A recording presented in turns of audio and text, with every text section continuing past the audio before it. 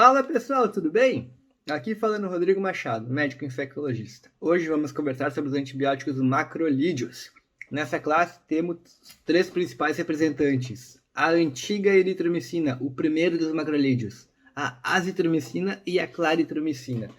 Os antibióticos macrolídeos apresentam o seguinte mecanismo de ação. Eles se ligam à subunidade 50S do ribossomo bacteriano e assim eles levam à inibição da síntese proteica e dessa forma a bactéria acaba morrendo. Então o mecanismo de ação é basicamente a inibição da síntese proteica. Dos antibióticos macrolídeos, a eritromicina hoje só está sendo usada como um procinético. Todos os três apresentam um belo efeito que aumenta a motilidade gástrica, um efeito colateral do antibiótico, né? Porque o antibiótico é feito para matar bactérias, não para aumentar a motilidade gástrica.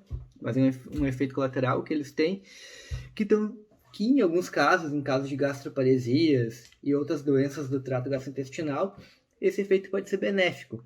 Então a eritromicina, na sua formulação sistêmica, está sendo usada hoje basicamente para isso, não sendo mais usada como um antibiótico.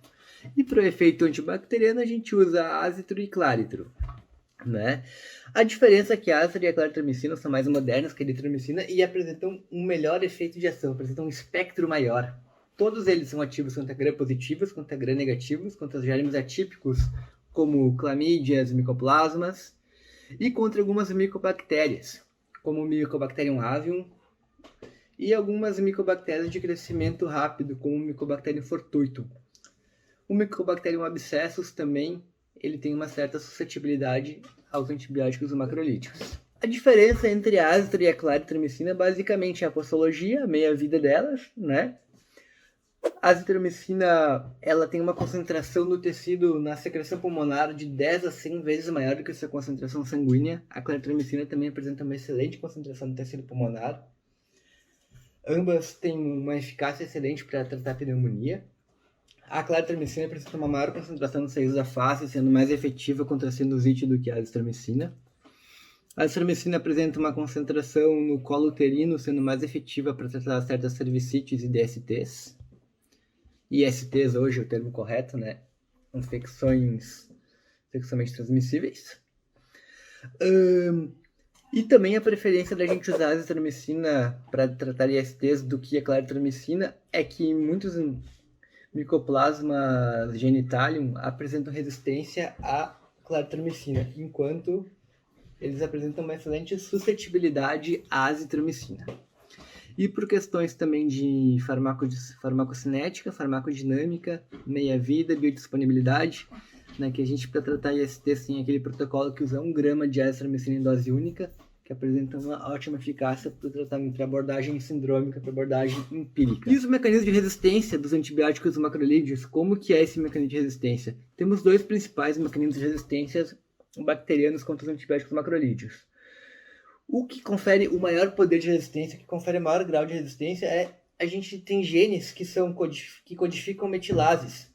E essas metilases acabam alterando os sítios de ligação no RNA ribossômico dos antibióticos macrolídeos. Então, genes, né, eles produzem certas substâncias chamadas metilases, e essas metilases alteram o sítio de ligação do antibiótico no RNA bacteriano, né? Então não vai ter aquela ligação certinha assim no RNA ribossômico bacteriano que vai inibir a síntese proteica. Então vai ter uma alteração, digamos, em chave-fechadura, mais ou menos nesse modelo assim, que o antibiótico não vai conseguir se ligar ao RNA ribossômico bacteriano e dessa forma ele não vai ter efeito. Isso confere um alto grau de resistência aos antibióticos macrolídeos. E o outro mecanismo dos antibióticos macrolídeos de resistência é através da bomba de fluxo. O que é bomba de fluxo? Bomba de fluxo é a bactéria malandramente puxa o antibiótico para dentro e depois cospe ele fora. Basicamente é isso. Puxou e cuspiu. Essa é a famosa bomba de fluxos. Então esses são os dois principais mecanismos de resistência, né? E de bônus aqui, como todo mundo observou e tem visto, né, a azitromicina foi usada de forma louca assim durante a pandemia, né? Os antibióticos macrolídeos apresentam um efeito anti-inflamatório pulmonar que já foi comprovado, que foi achado que isso poderia ser benéfico na COVID, mas segundo vários estudos não tem benefício nenhum, por ser um efeito pela inflamação do COVID ser algo extremamente agudo, né? Enquanto esse efeito anti-inflamatório dos macrolídeos é visto em doenças inflamatórias crônicas, como DPOC, a fibrose cística e algumas outras questões. Então a azitromicina foi usada dali com pau na pandemia, né? E provavelmente a gente vai ver daqui a alguns meses, talvez um ano, 2, um grau de resistência absurda a ela pela grande pressão seletiva que foi exercido, sendo que a claritromicina provavelmente vai começar a ser o antibiótico macrolídeo de escolha para doenças pulmonares, doenças, pneumonias e entre outras infecções. Então isso, basicamente, pequenos touchbacks dos macrolídeos. Grande abraço a todos, pessoal. Até o próximo vídeo.